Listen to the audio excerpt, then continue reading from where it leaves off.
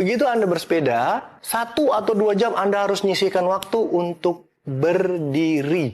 Jalan, cingkrang-cingkrang kaki, apalagi kalau sudah mulai selangkangan terasa panas, itu udah alarm sebenarnya. Tubuh Anda sudah ngasih alarm, sisihkan waktu 5-10 menit untuk berdiri. Jangan istirahatnya di sadel sepeda.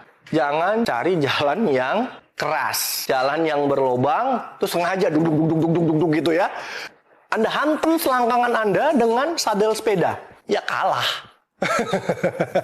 Itu kalah kita. Jadi jangan menciderai diri Anda. Do no harm. Jangan cederai diri Anda. Siapapun yang datang ke rumah kamu, bagaimanapun kondisinya orang tersebut, saat datang meminta ke rumah kamu, maka berikan, kata Rasul. Apa kata Rasulullah? Berikan siapapun yang minta kepada engkau, walaupun dia di atas seekor kuda jantan. Artinya apa? Kalau zaman sekarang kondisinya nggak pantas dia minta, tahu-tahu datang Pak, minta sumbangannya. Kasih, jangan sampai dia hampa pulang dari rumah kita. Khawatirnya malaikat. Emang siapa yang izinin dia datang ke rumah kita? Siapa yang gerakin dia datang ke rumah kita? Siapa yang ngasih kemampuan dia datang ke rumah kita? Nggak ada yang lain, Pak. Semuanya makhluk hidup ini ada di bawah kekuatan Allah. Jadi ini ujian buat kita. Bicara dia masalah bohong atau nggak punya rumah gede atau nggak di kampung, itu bukan urusan kita, urusan dia kepada Allah. Tapi apa tugas yang Allah perintahkan kepada kita? Datang orang minta ke rumah kita, bagaimanapun kondisinya, berikan sesuai kemampuan dan keikhlasan. Siapapun.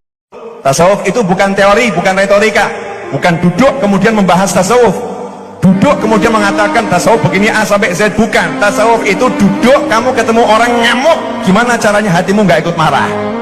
Tasawuf itu kamu dihina-hina tapi hatimu nggak terluka. Tasawuf itu kamu ditipu, seperti kata Mbah Umar Syahid, Mbah Umar Tumbuh, ketika datang seorang wanita mengeluhkan, Yai Umar, saya ditipu hampir 100 juta sama seseorang. Gimana Yai? Saya jualan sapi, sapinya saya kirim sampai, duitnya nggak sampai-sampai. Yai Umar jawabannya, Alhamdulillah.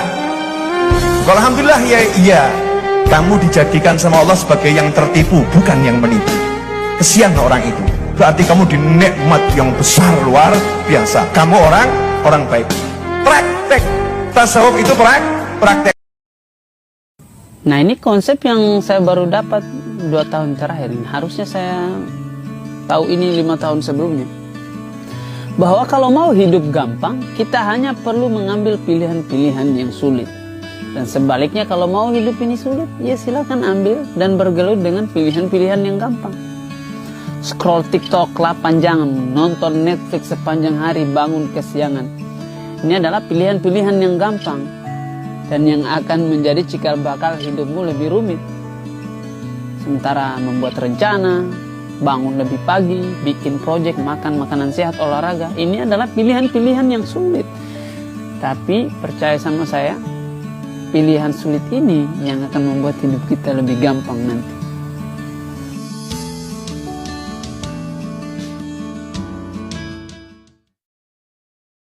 Uang yang dikeluarkan untuk olahraga itu istilahnya investasi kesehatan. Uang yang keluar karena kita sakit itu namanya biaya pengobatan. Padahal kalau udah sakit disuruh olahraga juga kan.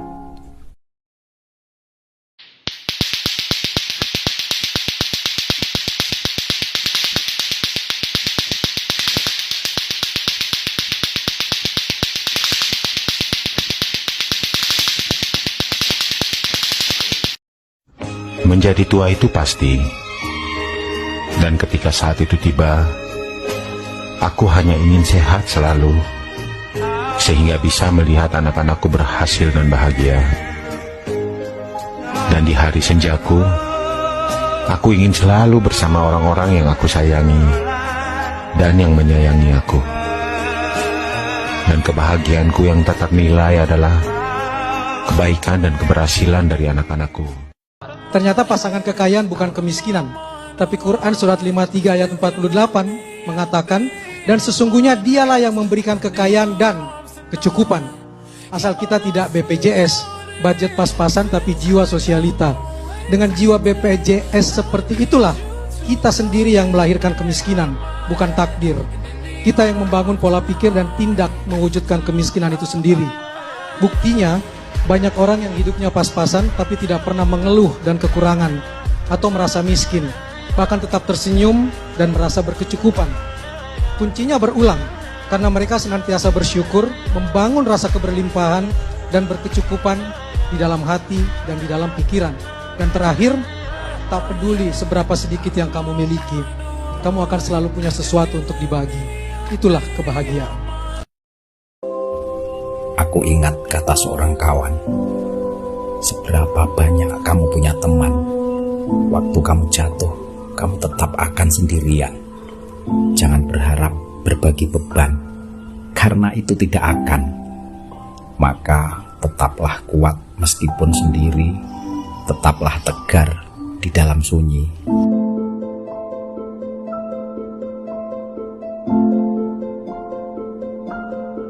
Udah lama rasanya aku gak dengar suara kamu.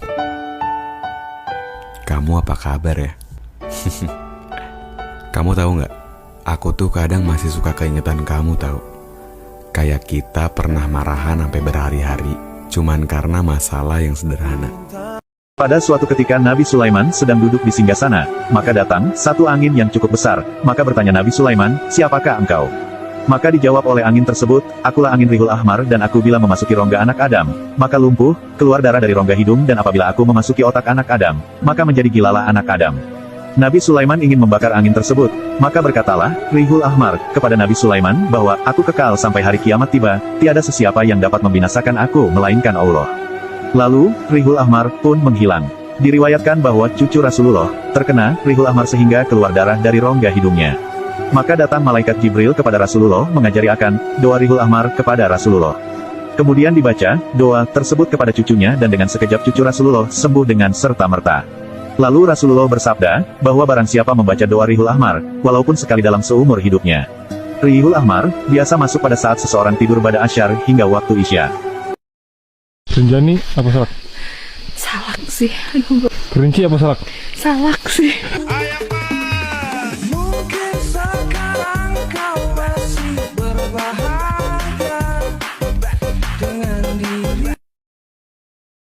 Rumus agar hidup kita mudah, permudahlah orang lain. Begitu aja rumusnya. Yassiru wala tu'assiru. Permudahlah dan jangan dipersulit. Karena kalau kamu memudahkan urusan orang, Allah mudahkan urusanmu. Kalau kamu menyulitkan, merumitkan urusan orang, Allah buat rumit urusan hidupmu.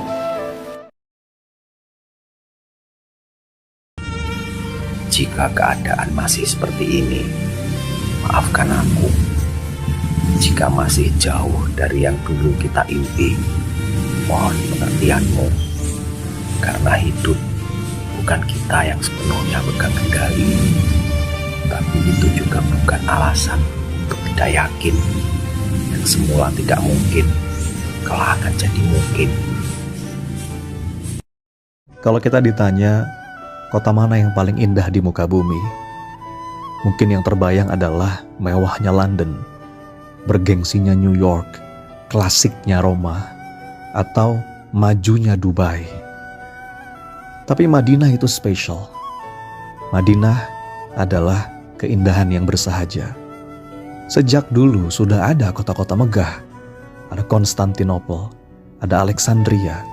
Tapi Rasulullah mendidik para sahabatnya untuk tidak silau dengan dunia.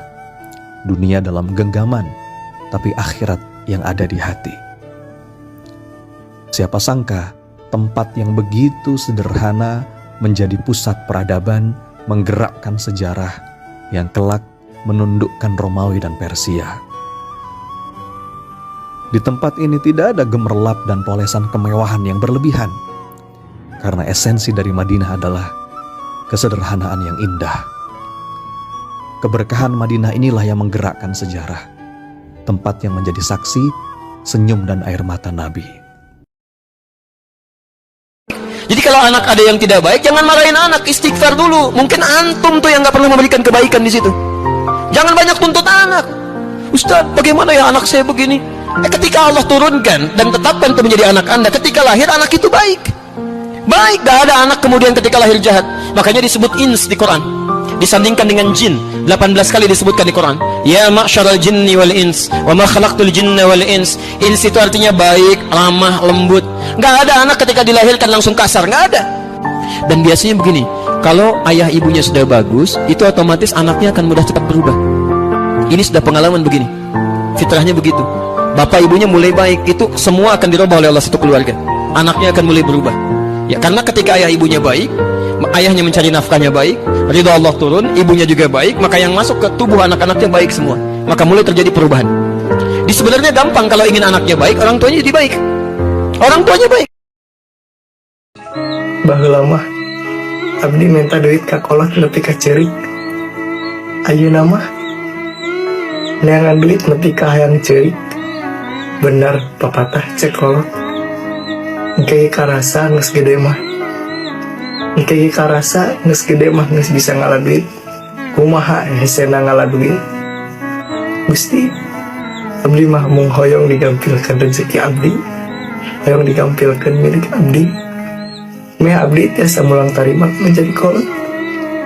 Sanajan jasa-jasa kolot mal tiasa kabayar, tapi abdi hoyong ngabungahkeun kana jadi kolot.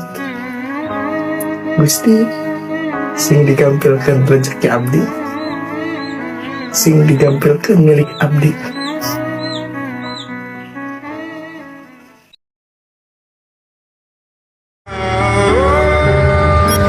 Nanti akan tiba waktu saya hadirkan gempa, bukan sekedar menghancurkan yang tinggi turun ke bawah. Kalau semua orang sudah abai dengan yang tinggi itu hancur ke bawah, saya akan datangkan yang bawah naik semua ke atas. Nggak, dikasih gempa 7,4 aja udah lari semua keluar. Dikasih 7,4 aja itu sudah lupa dengan dunia. Dia kumpulkan harta paling banyaknya untuk membangun rumahnya yang mewah, kendaraannya yang banyak. Terus mohon maaf ya, tempat kerja gedung yang tinggi pencakar langit yang dia saat masuk pertama kali dia selfie di situ, dia abadikan, dia katakan aku diterima kerja di sini. Itu ditinggalkan, dia nggak peduli. Dia keluar. Di baru gempa kecil, Anda sudah nggak peduli dengan dunia dan sudah nggak sadar teman, nggak ada yang ngajak teman, keluar aja semua. Bagaimana ketika yang dihadirkan 74 skala Richter? Semua naik ke atas. Wa akhrajatil ardu afqalaha. Anda sudah nggak ada pusing lagi memikirkan dunia, nggak ada. Selesai. Selesai Anda. Di Allah tuh cuma kadang tegur kita dengan skala kecil. Kita ingat nggak itu sama Tuhan? Kita ini wafat dan fitrah kita mengatakan itu, kamu keluar loh, tinggalkan. Yang paling berharga itu diri kita, amal kita. Kalau pulang nggak ada amal, apa yang mau kita bawa? Walaupun anak kita itu perempuan, bapak laki-laki, tapi ada anak perempuan itu yang lebih menyerupai bapaknya daripada emaknya, betul? Kata orang Melayu, kalau anak perempuan itu mirip bapaknya, anak itu betuah. Betuah itu bahasa orang Melayu. Kalau bahasa Islamnya, anak itu barokah. Anak itu penuh dengan keberkahan. Air tak pernah menjelaskan bahwasanya dirinya jernih. Mawar tak pernah menjelaskan dirinya itu indah. Bahkan matahari pun tak pernah menjelaskan dirinya itu perkasa. Jangan pernah menjelaskan diri kita kepada siapapun, karena yang menyukai kita tidak butuh itu, dan yang membenci kita tak akan pernah mempercayai itu. Bawa kebaikan hidup kita dalam kondisi apapun, selalulah memberikan kebaikan. Ayah jika tidak dekat dengan anak wanitanya dampaknya dua. Yang pertama, jika anak ini sudah ABG, dia gampang jatuh ke pelukan lelaki lain. Kebutuhan dasar wanita dari kecil adalah ingin diperhatikan, dicintai.